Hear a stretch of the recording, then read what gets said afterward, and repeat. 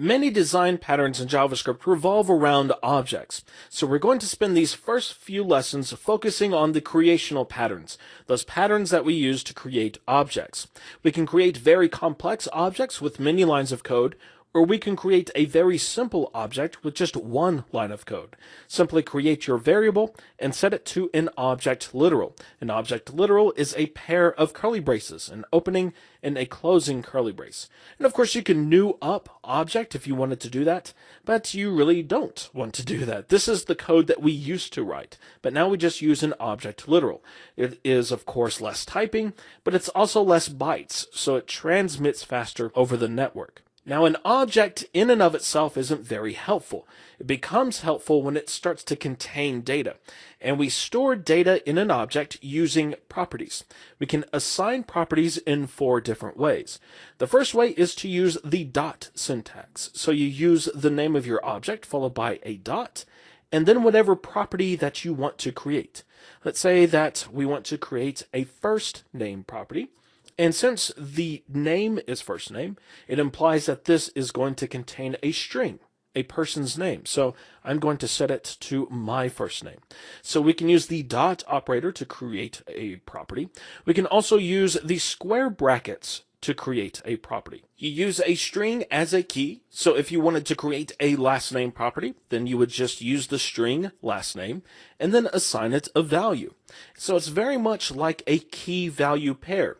And for the most part, these two styles of syntax are interchangeable. Let's say we wanted to retrieve the first name property. We could use the square bracket syntax and use first name as the key.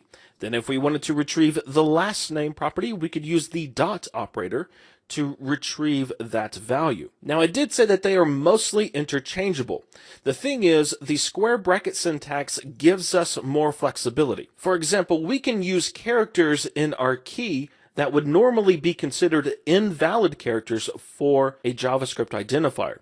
For example, we could put a space between last and name. And while this would be considered an invalid identifier, we could still create a property with that space. We can also use reserved words as keys. So for example, if we wanted a property called new, we could just pass the string new in between the square brackets. We could also do something like false or true or any other reserved word. But you typically don't want to do that. If you find yourself using a reserved word as a property name, then you need to rethink what it is that you are actually doing. Now, of course, there's sometimes you can't get away from that.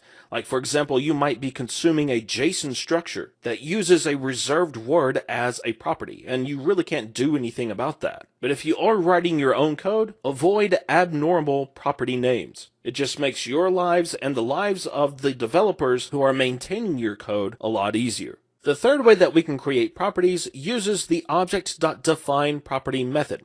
This was introduced with ECMAScript 5, but you can find support in older browsers. For example, Internet Explorer 8 does not implement ECMAScript 5, but it does support define property.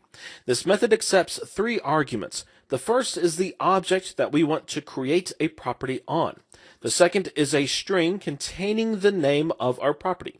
So this is going to create a property called country on our object.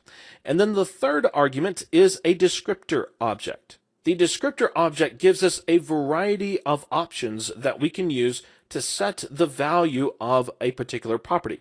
For example, we could make it writable or we could make it read-only. We can also make it enumerable or configurable. We can also use getters or setters. We're not going to go into all of these different features. If you want to dive deeper into object-oriented programming in JavaScript, there is a course on object-oriented JavaScript here at Tuts Plus. We can give our country property a value by using the value option in our descriptor object. And then we use whatever value that we want to set for this property. I live in the USA, so that will be the value of the property. The fourth way that we can create properties is very similar to define property, except that it is called define properties. As its name implies, it allows us to define multiple properties on an object. The first argument is the object that we want to create these properties on, and then the second argument is another object that contains multiple object descriptors. For example, let's create a property called Twitter that will contain my Twitter handle. So we would use the name of our property, and we would set this to an object descriptor. So the value is JWMitPeak, because that is what my Twitter handle is. We could do another property called email, where once again, we set the value to my email address, jwmitpeak@wdonline.com. And of course, we could create as many properties as we needed. Now, the define property and define property methods give us a lot of control over the creation of our properties. So if you wanted to create a read-only property or a property with getters and setters, then by all means use define property and define properties.